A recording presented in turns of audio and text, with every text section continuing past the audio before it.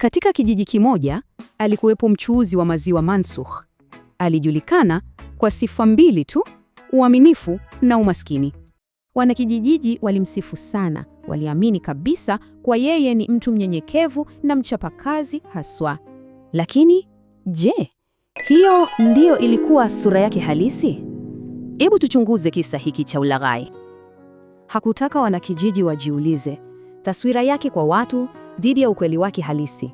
Lakini faragani, Mansukh alijipongeza. Aliamini mpango wake wa udanganyifu hauna dosari kabisa. Maziwa yake ni feki, kitu ambacho wanakijiji hawakujua. Na hapa ndipo anguko lake linaanza. Kila hatua ilimuzika zaidi kwenye shimo la uhalifu. Alijishawishi kwa hii ni njia ya mkato tu ya utajiri. Wakati faida inamiminika, mgeni anafika kijijini. Polisi aliyekuwa likizo. Mansukh aliposikia tu neno polisi, hofu ilimshika.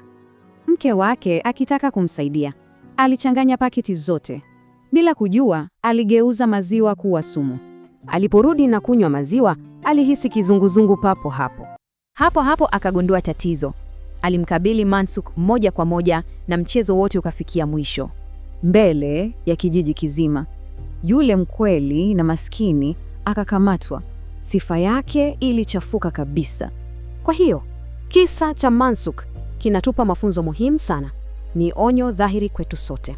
Na inatuacha na swali la kujiuliza. Je, uongo mdogo kweli hauna madhara makubwa mwishowe?